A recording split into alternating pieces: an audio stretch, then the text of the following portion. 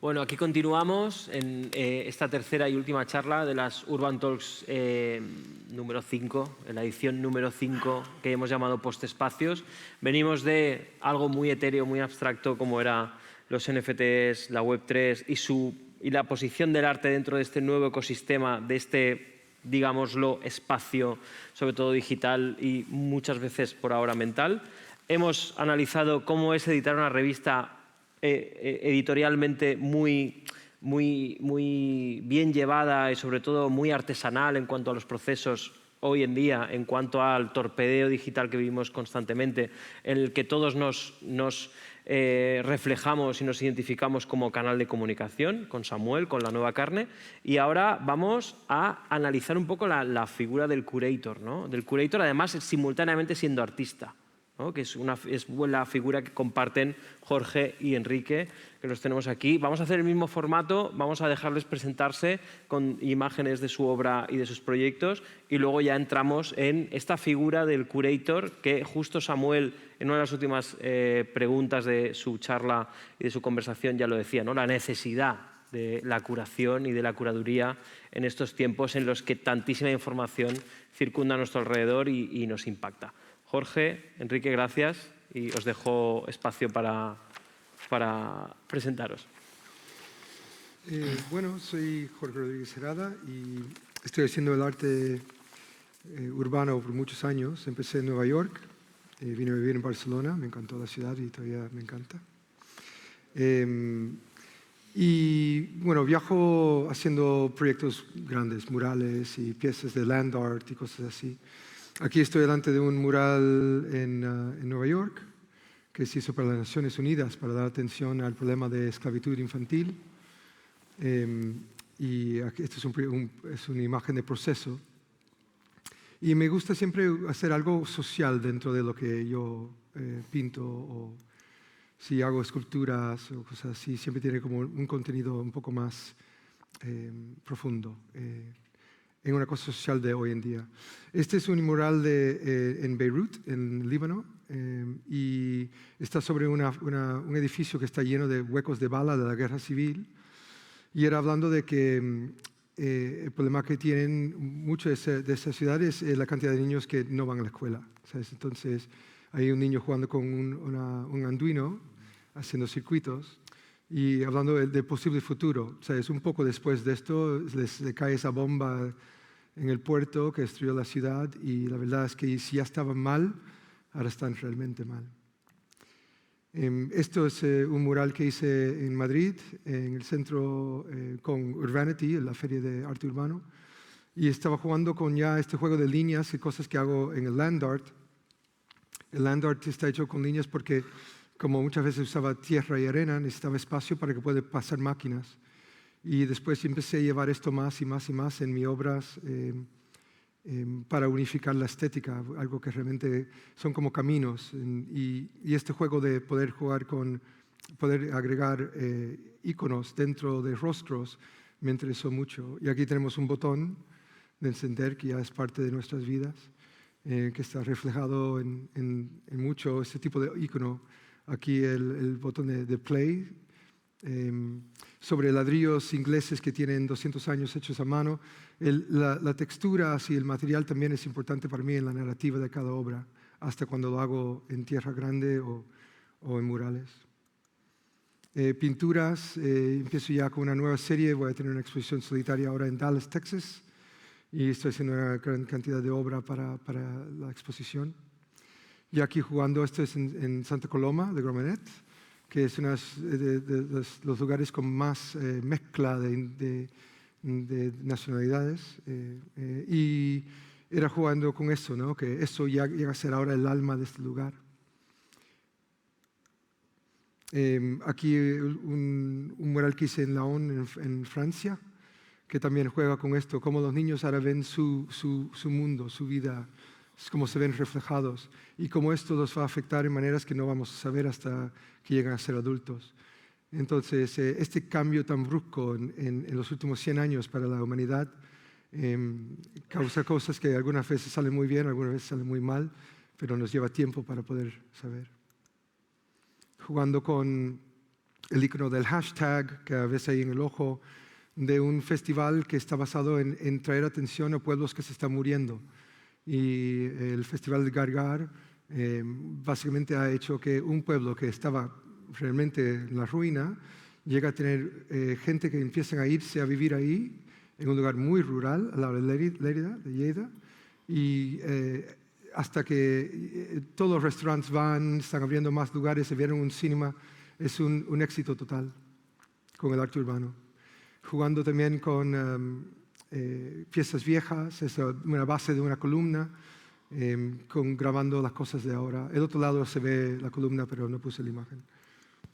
Este es un homenaje a mi hijo, que falleció. Esto está en la entrada de Renfe en Badalona, que fue para un programa de televisión de TV3, que no pude hacer el otro lado. Después el ayuntamiento me llamó y dice, bueno, puedes hacer todo.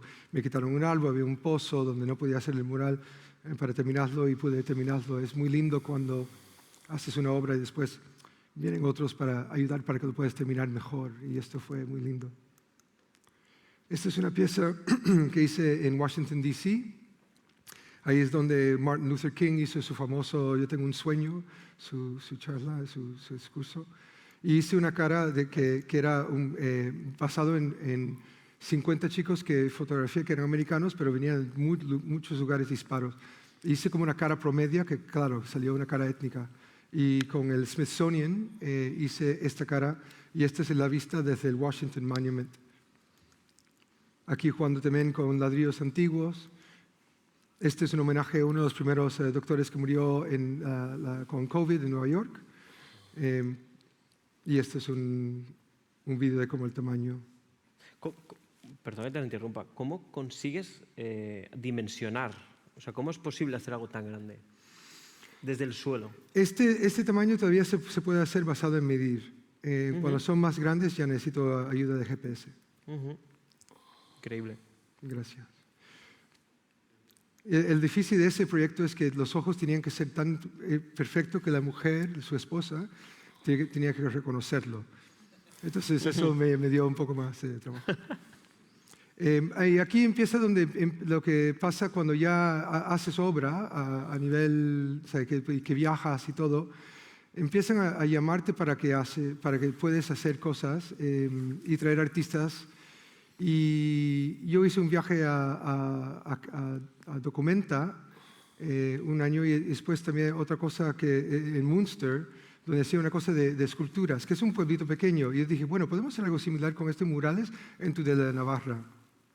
Y empecé a traer mis amigos. Este es el Miles Mack, que se va por el nombre del Mack, que es un artista impresionante.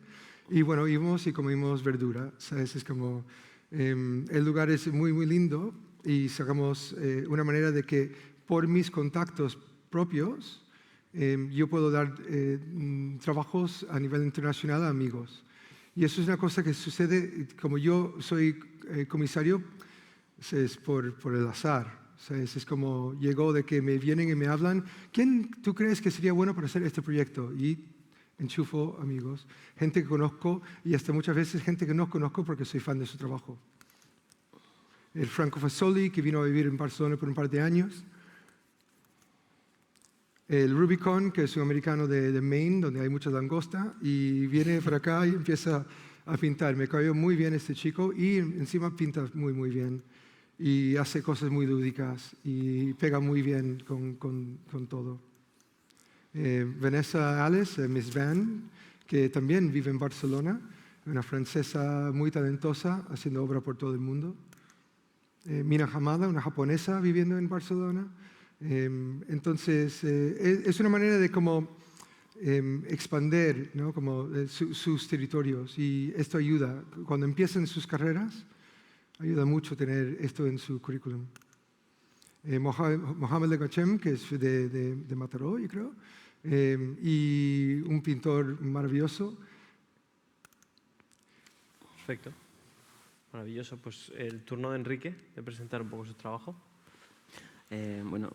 Muchas gracias por invitarme, a todo el equipo. Muchas gracias también a todos los que estáis aquí con nosotros, que habéis movido vuestros cuerpos, ¿no? hasta aquí, que no es Sábado poco. por la mañana. Que no es poco. Bueno, mi nombre es Enrique Radigales, soy artista. Se ha definido bastante a lo largo de hoy, ¿no? Esta idea de artista, ¿no? Y se puede decir que soy un artista tradicional.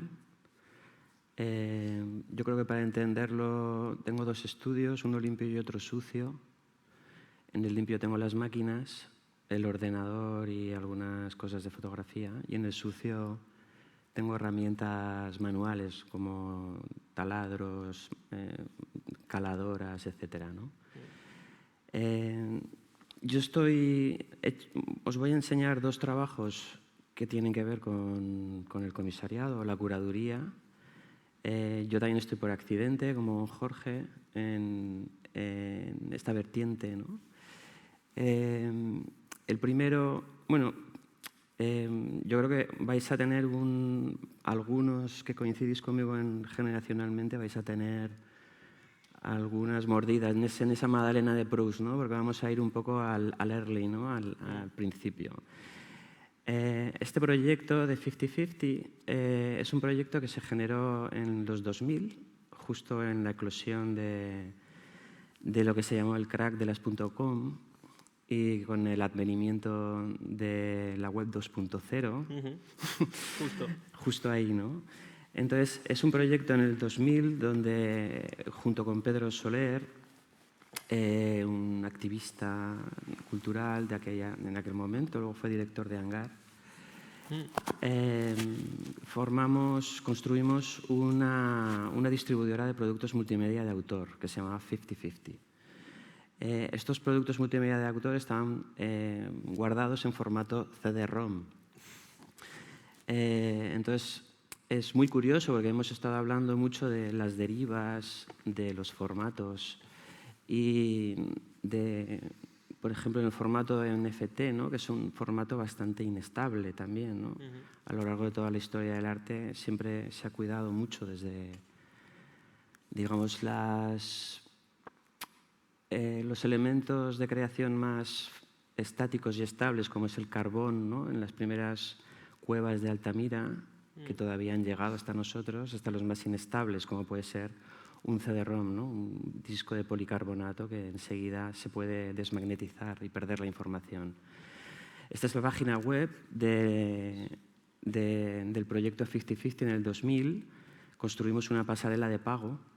Creo que en aquel momento solo el Banco de Santander era el único que ofrecía esa posibilidad de... Se ha hablado de economía en Internet, de hacer un intercambio económico en Internet. Está Netscape, veo ahí, ¿eh? Sí, sí. Se puede hablar mucho sobre las problemáticas de compatibilidades que había entre versiones, ya no solo entre navegadores, sino entre varias versiones entre un navegador. Pero yo creo que no es el momento. Entonces, recientemente he recuperado los 300 CD-ROMs aproximadamente que teníamos en la colección y junto con Pedro Soler presenté a una convocatoria aquí de Barcelona que se llama Barcelona Producció, que normalmente se formaliza todas las exposiciones en la Capella, y vamos a presentar un proceso de trabajo que hemos estado construyendo durante estos últimos meses, que la primera parte consistía en estabilizar un poco todo ese volumen de información y de creadores, que yo creo que luego podemos hablar de todo lo que significa la experiencia de usuario, de enfrentarte a qué velocidad tan distinta y tan dispar era enfrentarte a un interface, ¿no? En los 2000 y lo que implica ahora. Y luego presentamos ese ripeo de todos los CDs a un formato mucho más estable, y luego hacemos una presentación física donde se pueden consultar algunos de los CD-ROMs. Hemos hecho una pequeña curaduría de esos 300 CD-ROMs. El segundo proyecto es un proyecto que, digamos, más estándar al uso. Es un proyecto curado en compañía con una curadora de verdad, Marta Ramos Izquierdo. El proyecto se llama Super Like y fue un proyecto sobre arte digital con 21 artistas a los que les atraviesa lo digital, ¿no? Muchos de esos artistas invitados son artistas que trabajan en el medio, se puede decir, que trabajan íntegramente con recursos y con conceptos digitales, pero hay otros artistas que no, pero sí que tratan el tema de lo digital desde una manera bastante curiosa, ¿no? Yo creo que pues podemos... Bueno, lo que hemos visto ahora, antes, era una imagen corporativa que construyó Jorge Cubero, un diseñador. Vale. No sé si lo conocéis. Si quieres puedes ir pasando las fotos, Sí. porque yo creo que, para no extenderme, son 21 artistas que están divididos en dos. Unos con una presencia física en la nave de Conde Duque.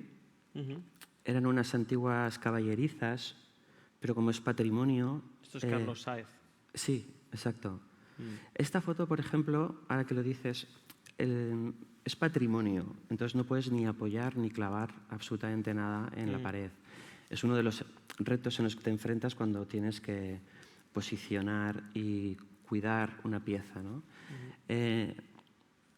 Cuando se ha hablado tanto de las distintas formas de creatividad, sobre todo en el plano de la pantalla, hay muchas cuestiones que yo creo, en mi opinión, que desbordan, ¿no? Cuando te tienes que enfrentar a la exposición y a la muestra de un objeto físico.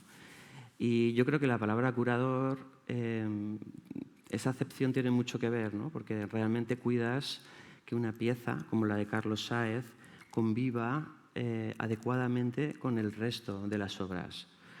Porque cuando estás en una experiencia física como esta, los sentidos se disparan, no solo los de la vista, ¿no? Que es lo que ocurre en el plano de la pantalla. Entonces, hay algo mucho más subjetivo donde no encuentras referentes, incluso muchas veces no puedes encontrar ninguna explicación de cómo una obra, como por ejemplo la de Carlos Sáez o la de Cristina, que estamos viendo aquí, Spinelli, puede llegar a conmoverte, ¿no? Depende mucho de ese plano de sensibilidad corporal, porque el cuerpo, al fin y al cabo, es un gran sensor, ¿no? Entonces creo que es interesante esto. También es cierto que no solo los 21 artistas estaban representados en la exposición, sino que había un apartado que llamamos hipermedia, donde había varios artistas donde su trabajo solo se podía ver en contextos digitales, ¿no? En concreto en Internet.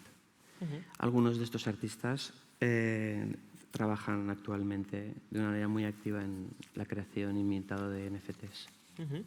Bueno, yo para ya extender un poco el diálogo y sobre todo centrándome en la figura de curator, de prescriptor, de comisario, de curador, tiene muchos nombres, de seleccionador de contenido. Nosotros estamos casi obligados, ¿no?, a curar contenido todos los días, ¿no? Porque hablamos, sobre todo con la conversación con Samuel, estamos casi obligados a filtrar lo que nos llega, a filtrar de una forma prácticamente espontánea todo lo que nos gusta, publicarlo, reciclarlo, convertirlo en contenido nuestro. Estamos expuestos a una gran cantidad de información y una gran cantidad de contenido. Entonces yo creo que lo que significa ser prescriptor está ya prácticamente en todos nosotros y en nuestro día a día, ¿no? Entonces la figura del prescriptor como tal, antes decías, Marta es una curadora de verdad, ¿no? ¿Quién es el curador de verdad hoy en día? Digamos. Yo creo que una de las cosas importantes es saber muy bien la panorama. ¿Sabes? Una de las cosas que me molesta a mí mucho es cuando vas a una exposición y ves una dirección de un artista que es básicamente una copia de otro artista que ya lo estaba haciendo. Y esto puede pasar por dos razones. Puede ser que llegó a esa conclusión en su proceso de manera orgánica, o puede ser que es copia robo, ¿no? Pero el comisario al mínimo debe saber y hacer las preguntas para ver cómo llegó ahí ese artista antes de agregarlos. No solo. Entonces hay factores como de cuidado a todos los artistas, los que estás exponiendo y los que no. Yo creo que muchas veces yo veo personas que saben lo que saben y no hacen más búsqueda. Y esto es algo, yo creo que se tiene que cuidar. Bueno, cuando hablaba de que Marta es una curadora de verdad, es porque ella de verdad es una curadora. Yo no me considero un curador porque, aunque sí es cierto que considero que los que verdaderamente saben de arte son los artistas, sí es verdad que un curador es una persona con criterio, que es lo que es lo que hemos estado hablando todos y todas aquí, y sobre todo es una persona que intermedia, que traduce y que es capaz de llevar a un plano real cuestiones a veces embarazosas, ¿no? Que al fin y al cabo es nuestro cometido, el de los artistas, ¿no? Llevar a un plano muy subjetivo, nacen siempre de planos muy subjetivos y de alguna manera abrir una serie de puertas donde aquello de alguna manera sea físico, no físico y comprensible, ¿no? Entonces un curador pues debe tener esa capacidad, ¿no?, de intermediación entre una persona que muchas veces no atiende a razones lógicas, pero que su trabajo es capaz de cambiar la perspectiva de muchas personas. Y en cuanto, porque, o sea, siguiendo en la misma línea, ¿no? O sea, y otra vez conectando con todo lo que hemos escuchado antes, ¿no?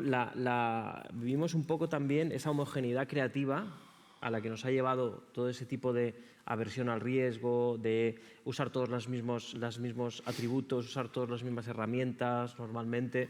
Estamos llegando como a una homogenización y una incapacidad de disruptir, ¿no? Y luego hay otra cosa que también me gusta introducir en estas conversaciones y es la teoría de la lenta cancelación del futuro, ¿no? De que el pasado es cada vez más presente porque somos incapaces de olvidar, porque está todo en Internet, consumimos datos, todo nos lleva a una marabunta de pensamientos a los que somos incapaces de hacer algo nuevo. Entonces, ¿dónde buscan los curators lo nuevo? ¿Existe de verdad lo nuevo? ¿Hay posibilidades de encontrarse con algo que no esté inventado? Yo estoy seguro que sí. Sí, yo creo que los procesos del artista te lleva a un lugar inesperado. Y hay, yo tengo amigos que están haciendo todo en cosas muy, muy complejas, muy digital, y otros que lo llevan a cosas muy conceptual y minimalista. Y aún, muchos dicen que en el minimalismo no se puede hacer nada más. Y yo creo que nos vamos a sorprender sí o sí.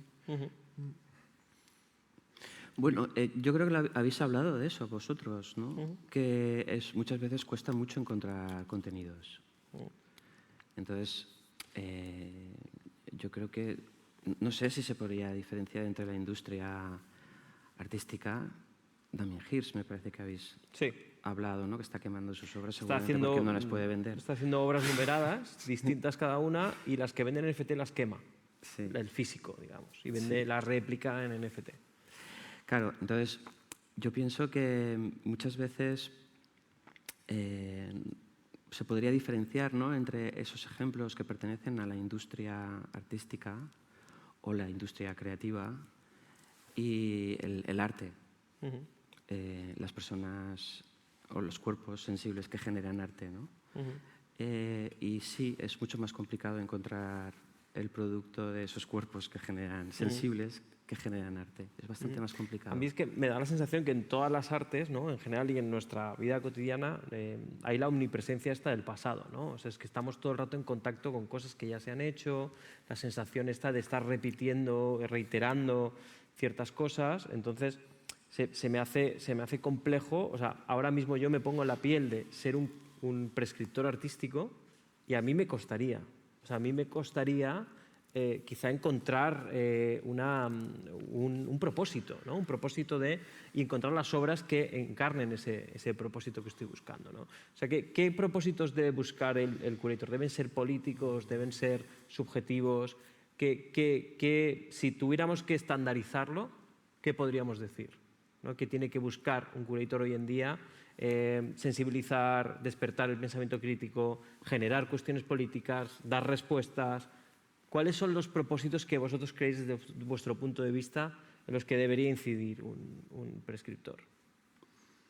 En mi situación, como estamos hablando específicamente de arte urbano, más que nada, hay parámetros. O sea, si los que están en el ayuntamiento en esos 4 años son de derecha, es una dirección, y si son de izquierda, se abre un poco más. También, como de repente yo conseguí un proyecto que paga bien, muy lindo en Estados Unidos para un amigo artista, pero lo que me pidieron a mí fue dar 10 ejemplos de 10 internacionales haciendo obra de muy alta calidad. Y entonces llega a ser solo esto el parámetro. Pero llegar a esta otra cosa de qué sale, qué es nuevo y todo. O sea, hay un problema en el arte urbano. Se ha comercializado. En el principio empezó a ser una cosa que era crítica, intentando dar una voz a los que no tenían, que era una cosa que era libre.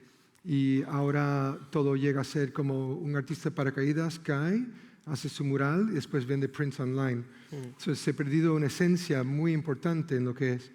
Y lo que yo intento buscar son los que todavía aguantan ese principio. ¿Sabes? Los que ya están súper ricos y ¿sabes? No me interesa para nada. Porque encima ya están atrapados en siguiendo hacer lo mismo y quedarse muy callados y no hablar nada de algo social o político. O algo aún profundo, emocional, como obra más de arte contemporáneo. Claro, yo creo que es muy difícil contestar a esa pregunta, ¿no? Porque es como cuando hablabais de inteligencia artificial. No puedes alimentar las redes neuronales y pretender que es algo realmente novedoso, ¿no? Yo también soy un poco escéptico en ese sentido, ¿no? Y yo creo que las respuestas tienen que venir desde el interior siempre, ¿no? A principios de esta semana hablaba con un galerista que va a exponer la obra de una artista muy buena, de aquí de Barcelona, y él me decía, es que le he dicho, sé que es complicado trabajar con ella, ¿no? Con esta artista, pero le he dicho 3 cosas que por favor no hiciera y ha hecho las 3. Y claro, es que no puedes decir nunca, ¿no? Claro. No puedes decir, no puedes guiar una inercia creativa que no sabes cómo ni dónde va a parar, ¿no? Eso es bastante complicado. A la hora de, ya puestos en contexto y puestos ya en la situación, a la hora de seleccionar artistas, ¿no? Porque al final lo que un galerista o un museo o una entidad lo que quiere es que se visite la exposición, ¿no? Que alguien ha curado o que alguien ha prescrito o que alguien ha seleccionado. Y volviendo otra vez a conectar con las anteriores charlas, el tema de la economía de la atención, de que un artista vale más o menos en función de cuánto consigue impactar, cuánta audiencia tiene, etcétera, etcétera. ¿Eso cómo influye o cómo tiene que influir o dejar de influir en un curator, ¿no? Escojo a él o a Carlos Sáez o escojo a otra persona porque quizá esto me tracciona para que pueda venir más gente a la exposición. Esto obviamente influye en todo, pero en primera persona, curators.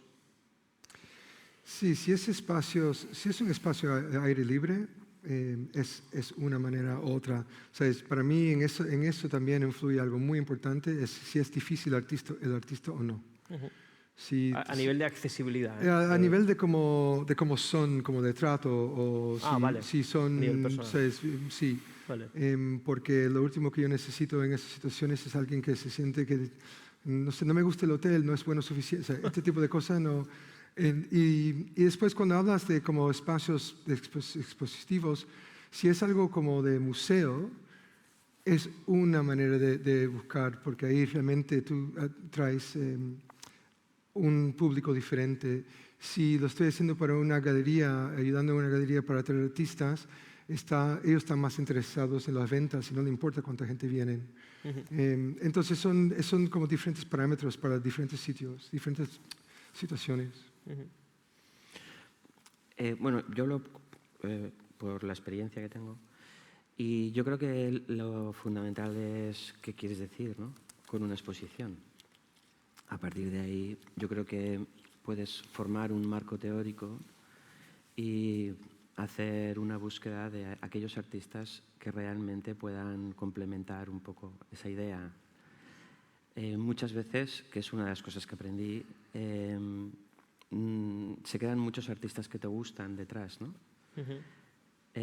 Porque no encajan con la idea y seguramente no es bueno ni para ese artista ni para los demás. Hay como una especie de comunidad o de biotopo, ¿no?, que funciona sensacionalmente y que tú tienes que ordenar en torno a esas ideas, ¿no?, a esa idea primigenia.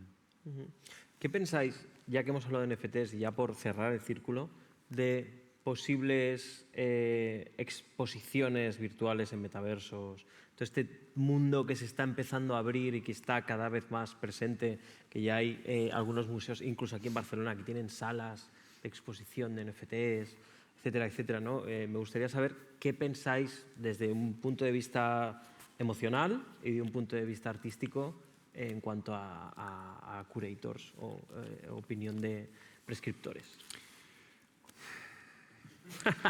Yo creo que los NFTs y todo lo que está pasando ahora era como el principio de cada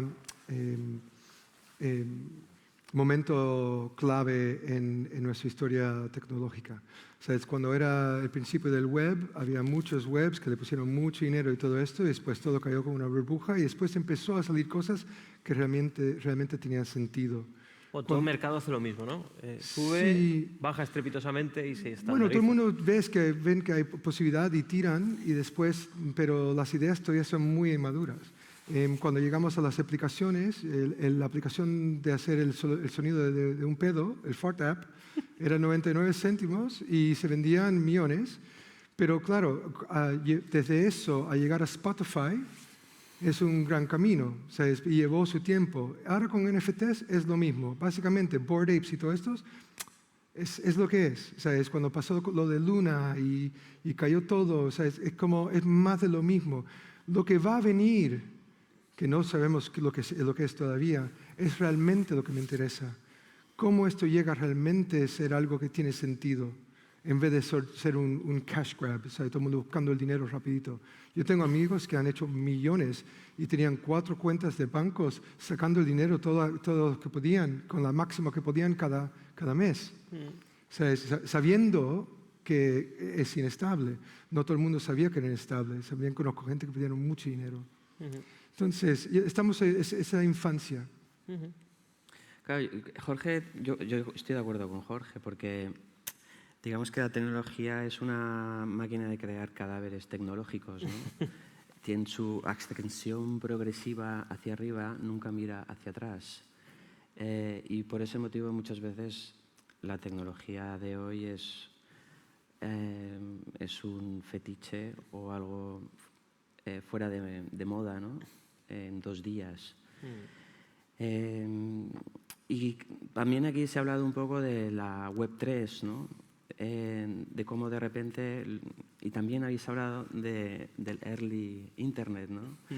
De cómo había como Jorge, había una especie de nostalgia, ¿no? De aquel sueño en que podía haberse convertido internet, ese espacio realmente libre, público, democrático, donde no existía ningún legitimizador. Bueno, la Web3, por resumir un poco, lo que quiere es devolver el control de Internet al usuario, como a grandes rasgos. Es un poco una vuelta utópica a devolver Internet a los consumidores y a los prosumers, ¿no? A los que producen y consumen al mismo tiempo. Claro, fíjate, en principio es todos son buenas intenciones, pero siempre bajo la alianza de lo económico, ¿no? De la nueva economía. Entonces, yo creo que ese matiz, por muy pequeño que sea, cambia mucho la verdadera orientación de la web, ¿no? Y tenemos el problema que tenemos a Zuckerberg y Elon Musk y todos estos, no sé qué llamarlos, y que ellos controlan. O sea, ojalá, ¿sabes? En todo lo que está haciendo ahora Zuckerberg con Meta y todo esto, ojalá, ¿sabes? Todo el mundo lo que en vez de intentar de comprar propiedad y todo esto, lo que deben intentar es usarlo para otra manera de hacer crítica social. ¿Sabes? ¿Sabes? Igual que los robots que van a dejar pizza y todo en el algoritmo no tienen manera de saber qué hacer si alguien se queda parado adelante, o un coche también de Tesla que si tú te pones adelante no sabe qué hacer. ¿Sabes? Lo que tenemos que ver igual es qué son esas cosas para realmente hacer que no se queda una tontería más que nos atrapa en la pérdida de tiempo. Sí, yo a veces me pasa esto, ¿no? Que si no está que ver, pues sería otra persona que se llamaría, yo qué sé, ¿cómo? Y muchas veces cuando me oigo hablar o amigos míos hablar en este tono del early internet, pues realmente te parece que es como tu padre cuando hablaba de que los Beatles era la mejor banda del mundo, ¿no? Que es que yo creo que Debatible. yo pienso que lo nuevo ha venido para exterminar lo antiguo de alguna manera, ¿no? Y para crear códigos incomprensibles para lo anterior, ¿no? Y por eso mismo yo todavía confío un poco en este medio. ¿Cuáles son vuestros próximos objetivos como artistas simultáneamente curators? A nivel conceptual, a nivel de proposicional, a todos los niveles. Bueno, para mí yo sigo, ahora estoy empujando en una dirección que empecé hace unos años, pero al final lo perfeccioné para ir ya más a escultura monumental. Y las piezas de land art también, jugando mucho más con la tecnología para subir las escalas, que es algo que me encanta. Y bueno, yo creo que en lo que es de comisario, como de ser una persona que me llaman para ver qué pienso yo, o sea, una de las cosas que yo intento no hacer es mirar la cantidad de followers de un artista y todo esto. Que es lo que hablábamos. Sí, porque mi amiga Amparo Sar tiene muy pocos seguidores, pero hace museos enteros en Italia. Es que no tiene nada que ver, es todo humo, es todo humo. O sea, fama, sí, es verdad que la fama ayuda en ventas y ayuda en hacerte vivir. Pero el usuario que consume esa exposición no tiene ese background quizá, ¿no? Y entiende, como antes pasaba, y esto es súper boomer lo que voy a decir, pero no, si sale en la tele es que está bien, es que es de calidad, ¿no? Si está en un libro es que tengo que hacer caso, ¿no? Es como ahora se está creando el mismo paralelismo con el tema de la atención y de la audiencia que tiene un artista o la llegada que tiene, etcétera, etcétera.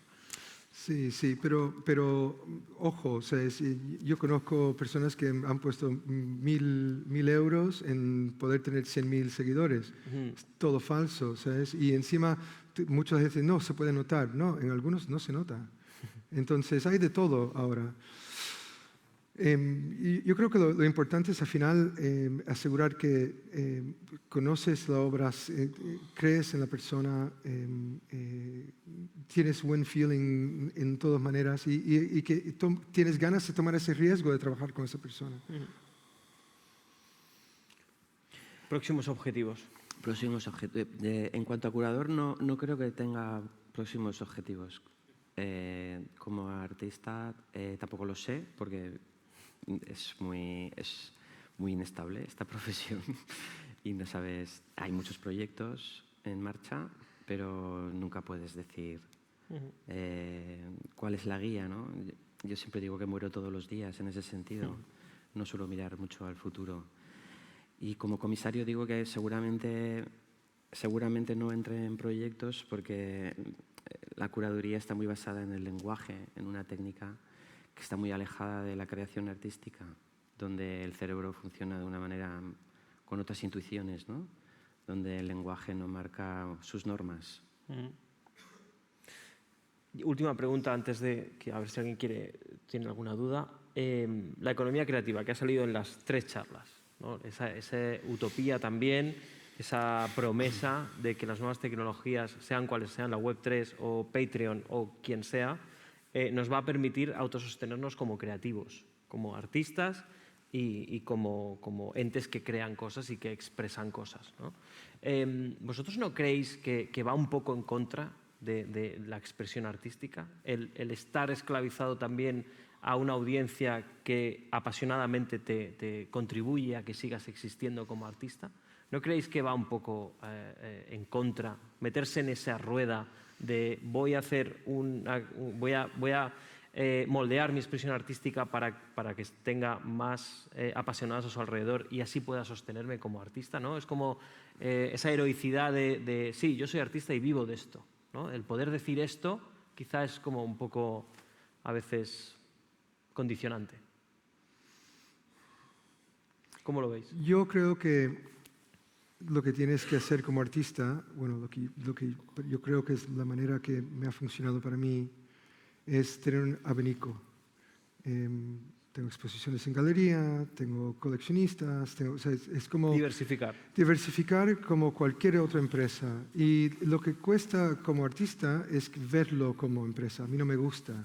Entonces, realmente intento de no usar esa palabra nunca. Pero en esto, como vamos a ser muy, muy claros, tengo una afinidad de comer y pagar mi alquiler y todas estas cosas. Entonces, encontrar maneras, ¿sabes? Hasta ahora no estaba vendiendo prints, ¿sabes? Impresiones en mi sitio de web, pero empezaron a preguntarme todo el mundo que querían piezas, lo hice, ¿sabes? Lo de NFTs, me han mandado una cantidad de emails absurdas, pero no lo hice porque cada plataforma es uno más que busca lo mismo, ¿sabes? Vender contenido. No importaba quién soy, ¿sabes? Ven que tengo unos seguidores, Al final yo intenté ir a la otra dirección y era hablar con uno que ya está dentro de ese especialista en NFTs y cryptocurrency y todo esto, para realmente intentar hacer una plataforma con otra dirección. Me va a llevar tiempo, pero prefiero hacer eso que entrar en una cosa que veo hueca. Yo creo que los principios, ¿sabes?, que tienes como artista, el momento que lo dejas ir y empiezas a hacer obra para vender fácil o que tú piensas que vender fácil, te estás haciendo daño, porque eso solo se ve de afuera, que tú estás rendiendo, que te vas a rendir. ¿Sabes? Entonces, la lucha continua de quedarte enamorado con lo que haces, y verte en el espejo en la mañana sabiendo que tienes todavía esa pasión y no lo has dejado ir, es la única cosa que te deja quedarte ahí luchando cada día. Es difícil, es mucho esfuerzo, estás cansado muchas veces, pero yo no quiero hacer otra cosa, entonces aquí estoy. Claro, yo estoy de acuerdo otra vez con Jorge, porque esa idea de la coherencia, ¿no? De muchas veces no importa nada lo que estás diciendo. Yo creo que al final tienes que ver una consecución de hechos, de cosas que has construido mediante no lo que dices, sino lo que haces. Entonces, cuando tú encuentras una línea, un trazo, ¿no?, una gráfica construida con acciones que es completamente coherente, entonces sí que puedes decir que ese artista lo es. Otra cosa es dejarte un poco llevar por el diablo, ¿no?, que siempre es el que va mejor vestido y el más guapo, aunque cojee, ¿no? No dejarse llevar por eso, ¿no? Y eso lo veo muy difícil. La idea del mecenas, pues sí, siempre ha habido mecenas. Y ahora mucha gente puede ser artista y mucha gente puede ser mecenas. O simultáneamente. Eso es. ¿También? Sí, pero también te atrapa en la misma comunidad. Yo creo que también es un trabajo que te obliga a estar 100%. De la misma manera que puedes recibir mecenazgo, te exige estar al pie del cañón con la comunidad. Total. Y eso significa alimentar otra vez al monstruo, ¿no? Exacto. Es justo a lo que me refería. ¿Alguna duda, pregunta para Enrique, para Jorge?